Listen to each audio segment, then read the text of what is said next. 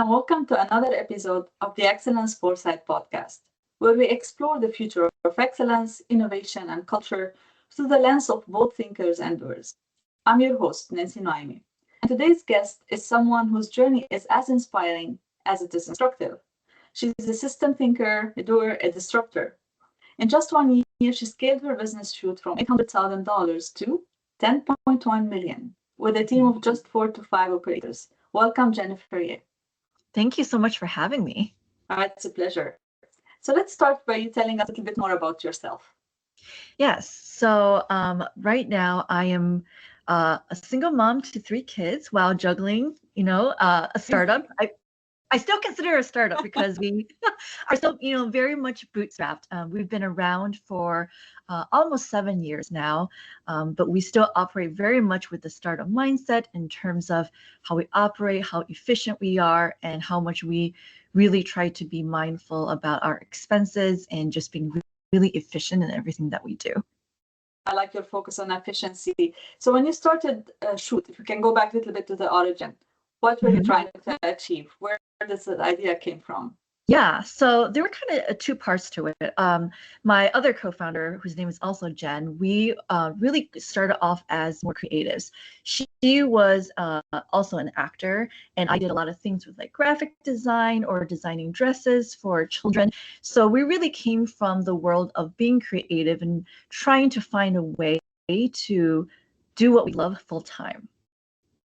So after I became a mom, another thing that many families do is get photos done. And I quickly realized how inaccessible it was because it was so expensive. So when we got together, we started brainstorming about ways to work together. And she actually brought up the idea first because I was working corporate at the time. And our other co-founder, her, had also talked about this problem that we were seeing. And there was another company in Europe that was doing something similar to what we were doing now. And we were like, hey, that's actually a pretty good idea. I think people in the US would love it, which is basically making photography a lot more accessible to families and improving the gig economy. So we were like, oh, we can, and we, obviously modified the model a bit. So we were like, hey, maybe we can make the gig economy better for photographers by basically aggregating all the demand. A lot of photographers, what they end up doing is they have to go from one place to another, and it's really inefficient, and it's really difficult to make a living out of that or make decent enough money to still be able to do that as something that they love. So we wanted to solve that, and obviously then on the flip side, making photography more accessible in the form of free photo shoots for people. That's amazing.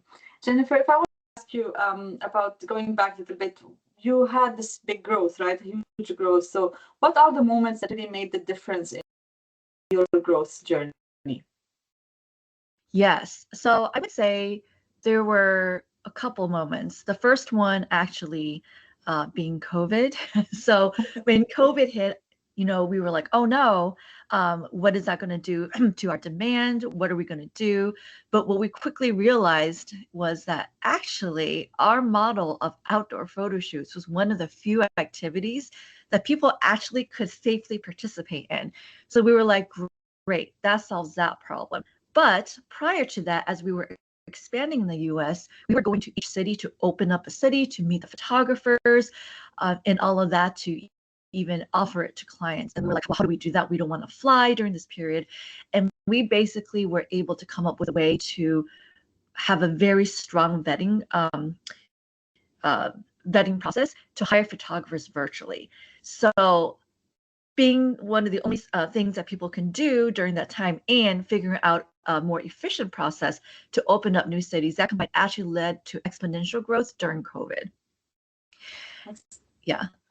So, and I think the other pivotal moment would be, I would say, when the iOS privacy changes came live online. That was when we really had to really change course and how we did marketing, because it was no longer easy for us to find the right people to market our services to.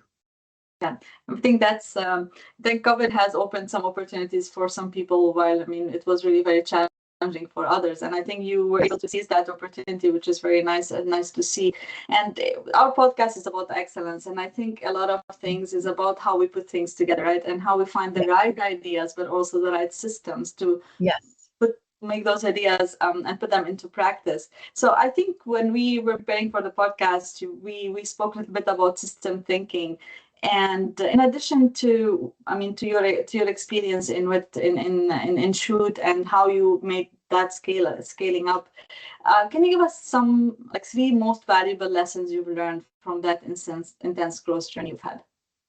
Yeah. So I would say, I think one of the things that was most important for us was really having good process documentation and going through the process of process documentation.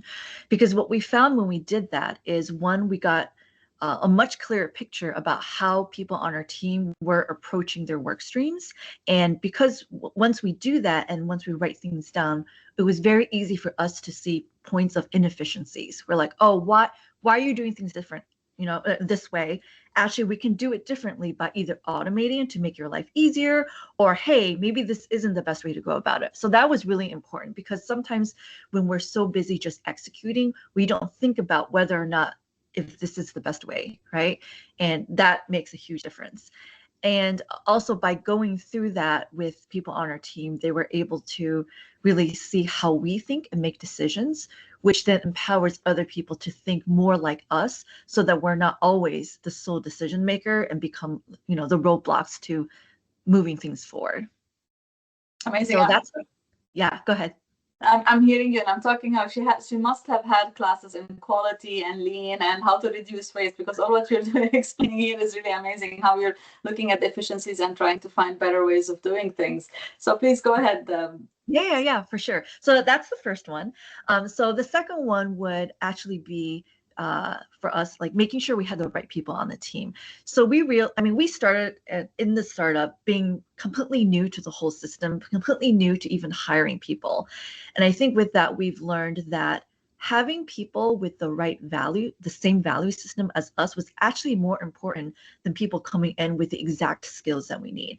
Because for us, like, we very much value flexibility, really growing and evolving, and people who love to solve problems and have good critical thinking skills. So if you have those main components, you can pretty much learn almost anything. So, but if you came with the skills and you don't have the same values, then we get into a lot of situations where we'll have a lot of conflict, because we don't agree on like when we want to work, how we work together, how we take feedback. So that was also really important for us to be able to scale and be successful. And then, yeah, and I think along the same lines as that is really keeping an open mind on everything, and being open to learning and receiving additional information, and then changing our mind and pivoting if we needed to do that. I feel like for us, one of the things we're most scared of is getting too comfortable and getting stuck in the same way of doing things. And that goes back into process evolution, right? Like, just because something worked 1 year ago doesn't mean it's still the best for now. There may be new technologies we can, implement. So it's that constant, reviewing and improving things as we go along. Kind of like being a human and growing, right? Yeah, that's exactly what it is about. And I think you're talking about challenging the status quo. Like, it's important for any organization to keep evolving. We can't really, when you stagnate, you die. That's exactly, I think, but the opposite, we need to be doing the opposite. And I like, you spoke about the process, you spoke about the people, you spoke about adaptability, evolution. And I think these are very valuable lessons for startups, especially, I think, Jennifer. So thank you for sharing that with our listeners. Yeah. And you have a small team, so it could be really a blessing to have small teams, but sometimes it could also be, it has its own challenges, right? To keep them motivated, to keep them innovative. So how do you keep that innovation alive with such a small team? Yeah, so I think a lot of it is that we're an entirely remote team. We don't have any physical office spaces. We have people spread all across the US and even Canada. And we make sure that we always have regular touch points. I think having and not having meetings for the sake of having meetings, but actually having meetings to talk through the things that we're seeing and our even daily and weekly what we're doing. that obviously keeps everybody, on the same bus. So we all understand who's doing what. So we have a holistic understanding of everything works together. So in line with that, in our meetings, when we give our updates, one thing that me and my co-founder always practice is we ask a lot of questions. And those questions would be like, hey, so how did you make that decision? Why did you make that decision? And we're very direct about it, right? And it's not to try to find anything wrong with how they're making decisions, but it is to discuss like, hey, one, maybe that's a great way to approach it. Everybody can learn from the way you were approaching that problem. Or it could be like, hey, when you say that, that's actually something we might be able to solve. So then they start getting an idea of what, for example, what tech is able to do, what is actually possible, so that in the future, when they come across another challenge that's similar to that, they know to speak up and say like, hey, this is taking me a really long time. I think it might be possible to automate this, or do you think it's possible to do this so that I can focus on something else? So all of that is a lot of like open communication and transparency into how we think and how we communicate, so that when we solve problems, we get better at doing it together and thinking like along the same vein. So yeah, we had an episode earlier about the art of asking good questions. And I think asking questions to people that helps them to open up, to share what that comes to their mind. And I think it's a great way to start a conversation. And Yeah. I see a lot in what you've done is just not just about creativity, about finding a good model, but also being able to manage the people in the right way, in an engaging way, Jen. And I think there's a lot of good lessons here for our listeners. And do you remember anyone, like one example, specific example of a creative idea that made really a pivot in what you're doing and make significant impact? Not just your original idea behind Shoot, but something that you've done during those past 7 years. Yeah. So I can think of two things. So the first one is definitely when we were able to reconstruct our process for hiring photographers from in person to virtual, because that literally changed from it would take us a week to travel to the new city, to meet them, test shoot them, to literally we can put up a city within like a day. So that was huge, right? Because that enabled us to grow very, very quickly. And that did come from a time where we're like, oh no, how are we going to do this? And then my other co-founder was like, wait, can we try? Is there a way to do this virtually? And I think this is what I mean about keeping your mind open. A lot of people may have been like, hey, no, we have to meet them. But we're like, hold on, if we just tweak the process, add a few more steps, and here are the questions them, here are the things we ask them to do, I think we could actually figure out a way to be able to assess them in a way that is the same as meeting them in person. So that was huge. And then I think the second thing that really helped us be successful is that in all aspects of our business, we've done and we've learned. So for example, we in the very beginning, we did customer service for 2 years. And because we did that, once we were got more of a team together, we were actually able to hand that off to our director of customer service, because we knew what was involved, so that when we were helping him get settled in and determining what platforms work the best, we knew what we were talking about, and we weren't just relying on him telling us, and maybe he didn't have that much experience in certain platforms, and we don't get bamboozled by other vendors and marketing people come like, oh, we can do this and promise these big things. We knew what questions to ask because we've been there and we know what we're looking for. So I think that's really important, and that's also really important in terms of marketing. So we actually did marketing on our own for a very long time, so we knew all the ins and outs of how to execute it, what all the different strategies there were outside, so that when we were ready to bring an agency, we weren't going to be wowed by whatever metrics and marketing sales pitch they had. Like we would be able to tell like who actually knows what they're doing, who can actually deliver, instead of just believing whatever pitch deck they were trying to sell us. I'm gonna share a secret with you. When you send me first your profile about Shoot and stuff, I was a little bit hesitant, but now hearing you explaining how you do things, I think you're a great example of excellence in managing companies and managing people. And I think having that open mindset is very important. And as managers, I think there's sometimes they create distance between them and their team and what they're doing, but you're hands-on.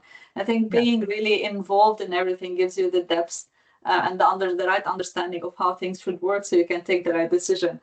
I'm really enjoying our discussion here, Jennifer, and I think there's a lot that the listeners would be taking out of it. So if we spoke about a little bit innovation and the team and team management and creativity. going back to your beginnings and what you've done during your growth and scaling up, what advice would you give to a founder or someone who's looking to scale smartly today, now after the COVID? Now we've had the learning from the COVID, but definitely I think they need to continue that. But what are the new things or new advice you would give them at this stage? Yeah, I think a lot of it is sort of what I said before. So one thing is, right, making sure that you actually know how every part of your business works, right? You've at least touched it a little bit. Even accounting, we've touched it. So now we know how to find the right accountant. So I think that's important, to get your hands dirty and not to be afraid to do that.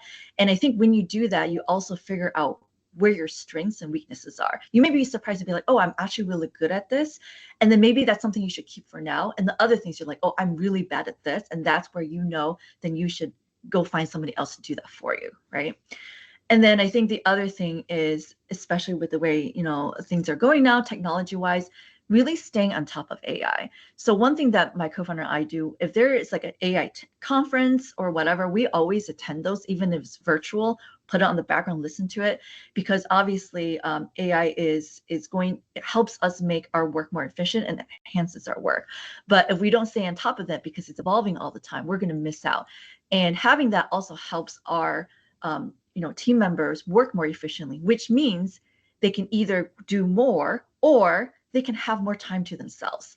So I think all of that, like we definitely don't see AI as a way to replace people. Because honestly, like if you've worked with it, AI is only as good as a person using it. So, a lot of it's like we're learning about how to use it better, right? How do we make our jobs easier to, automate and do the kind of monotonous tasks that nobody wants to do, right? Or the tasks that we've already made the decision, we can train it to do, to become an extension of us, so that we can focus on the more creative, the newer, the strategy behind what's going to really push our business to the next level. So I think those two things, and obviously they kind of go hand in hand. You can't really implement AI unless you really understand how everything in your business works. Otherwise, you're going to suggest something that's really out of context or that's just not possible, and it's going to frustrate everybody. I like this, like AI becoming an extension of us. And I think this is where people sometimes miss the point, right? They either too scared to use it or they don't know how to use it, but there's definitely great benefits of doing it right and using it in the right way. And Defana, I wanted to challenge you a little bit when you said like people needs to know their strengths and weaknesses. A lot of people don't know how to look at their weaknesses. They're even scared. They don't have the right self-awareness about their own weaknesses and maybe their business's weaknesses. So do you have any advice to give to people to look at those weaknesses? We call them now in our terminology in excellence areas for or opportunities for improvement rather than weaknesses, because just to move from a little bit from what people think about them. But what advice would you give someone who has a challenge admitting? Yeah, that's a really great question. So I would say two things. One is definitely have a therapist. I think having a therapist, everybody should have one anyway, but that's very, very helpful in terms of having a third party objective view when you're talking about things you're going through work. And I think the second thing is to be conscientious when you're working and learning, right? So as you're learning, you're not just trying to learn, you're also kind of keeping tabs and asking yourself questions like, how do I feel about this right now? What are my feelings? Do I feel excited? Do I feel frustrated? And then from there, because your feelings are a good kind of starting point to help point in the right direction. If I'm frustrated, why is that? Is it because I really hate, for example, like talking to vendors, it gives me anxiety, or I hate it because this UI is just really frustrating, right? So really kind of always be analyzing and reviewing why you feel a certain way, or like why something took you so long. So I do this usually like either ongoing or at the end of the day when I kind of think back during my day. It's like, what really went well? What did I really enjoy? Enjoyment is a really good indicator of, maybe something that you're good at, right? Naturally good at. And then if I don't feel like I'm good at something, then I, really analyze, like, is it because I feel like this is something that it's not in my nature to like to do? So for example, I'm not always great with like conflicts and talking to people about performance improvement plans, right? Where is that coming from, right? Is that something I can actually train and learn? Is there a process to actually do the thing and get better? Or is it really something that isn't it is not necessarily, quote, worth my time to try and improve right now because somebody else on my team is naturally good at that, right? So it's a lot of like seeking that out, seeing like you can't be everything to everyone and you can't improve everything all at once. So a lot of that's like, hey, I want to get better at this. but maybe not right now, but I can work on it in small steps. So it's a lot of systems thinking for individuals, right? Absolutely. And then planning that out and see what's actually realistic and what's not. That's great advice. And you do a lot of things, having a startup and a small team. Definitely, you'll be doing a lot of things yourself. So, what is your go-to system to stay focused and make sure that you get the results when you're focusing on marketing or focusing on something else or focusing on developing people? What is your go-to system to keep that focus? Yeah. So one thing that I don't know if it's necessarily like a platform system, but I wake up very early in the morning. I wake up about 5:30 a.m. and not to exercise, but actually because I am in so many meetings during the day, I find that I actually need like self quiet time to kind of think through everything that I want to think through, right? So a lot of that for me, like at the beginning of each day, I actually plan out my day. And I do this by first writing, like just kind of brainstorming and dumping everything that is on my mind that's been bothering me or that I want to get done. And that can be anything from personal to work. Because let's face it, when you're working at home, you're going to be distracted by things you need to do at home. So I put down everything, into a list. And then I basically look at my calendar, look at all the meetings I have stacked, and I put that in the calendar so I know where the gaps are. And once I have those gaps, I go back into my list and I basically prioritize, like, which ones do I have to do, right? And when I make those decisions, I base it on like, well, what are our company goals, right? Our company goals right now, are there things that are on fire that I have to do? Then obviously they're the most important things. Then there are overall goals, and we do this pretty regular on the basis. We're always evaluating, like, what are we trying to achieve this year, right? So for us, if it's like, hey, we just need to get enough photographers, on board, then that helps shape what I should do next on my list work-wise. Like, oh, then I should focus on where do we try to, market to photographers to join our team, right? Things like that. And then as I have these priorities laid out, then I'm able to basically schedule them into those blank spots in my schedule to be like, okay, now from 9 to 10 is where I'm going to focus on this particular task. And when I do that, when I'm doing the task, I don't feel the burden of having to worry about, oh my gosh, I need to remember to do X, Y, and Z, because I know that I've already scheduled time to think about that so that I can actually be present and work on it and be really focused. That's a great time management. I think I'm learning a few things from you here. I'm usually organized, but I think there's a few things that I can really add to my to the way I'm doing things. So that's amazing. Jennifer, I just wanted to we didn't plan to spoke about family, but you mentioned you have 3 kids, and I always admire working mom because there's a lot. I think we know the challenges, right? So we can directly relate to that. Do you want to say anything about your kids and what you're learning maybe from them? Because I learn a lot from mine. Yeah. So I would say raising kids and managing people on your team, there's a lot of similarities. I would say, especially when it comes to, so obviously with your kids, it's a lot more personal, right? And a lot of times it's easy to want to impose your own sort of agenda for them. And obviously there's some guide rails that you have to provide them. But I think at the end of the day, kind of like a business too, staying open-minded. It's like seeing, like for my kids, for example, like seeing where their strengths and weaknesses are, and then debating, like, is this weakness something that's just inherently them? Is it worth trying to improve or not? And when for their strengths, it's like, well, how can I encourage that, right? And so that's very similar to how we work with our people, right? Like, again, strengths and weaknesses, how do we do that? Because in that, you're also empowering them, helping them grow, and as they grow as human beings, they're going to add that back to the company. And obviously with kids, you want them to grow into self-sufficient adults who are great for the community. So that kind of aligns, right? And I think kind of the overarching theme in that is also communication. So I feel like communication skills is so important, like not just for relationships and for working environments, and not just like positive communication, but also like conflict resolution, working through that is so important and vital to everything that we do. And then communication in that, but also helping people articulate what they're thinking, what their process is, for kids, like why they did what they do, or, what they're struggling with. Because not only, again, does that help with self-growth and team growth, but it helps with AI. Because I will say, when you're prompting AI, if you can't articulate well, you're not going to get a great result, right? So I think it all ties in together. So even though AI can help us, or they say they can help us communicate or do things faster, in the end, that human element of being able to articulate those thoughts in everything that we do, I think is really the baseline of what drives quality and success, right? If you can't do that, you're not going to be able to get anywhere. So. I totally agree with you. And I think all what you're saying is really about having also a growth mindset, but also being able to use the tools that we have. And an AI is a tool for us. I mean, it's going to blend more, I think, than any other tool with what we're doing. But definitely there's a big advantage in using that, but using it right again. So we have to focus on that aspect of what do you feed AI, you will get out of it. So what questions you ask, how you ask your questions, you're going to get the answers relevant to that. So thank you for this. And I would like to start wrapping up our discussion just with a small question. If I tell you excellence in one word, what is excellence for you in one word? I would say communication. Communication. Yes. Yeah, starting to feel more and more communication is really the key to excellent relationships, excellent outcomes, everything. Yeah, absolutely. Yeah.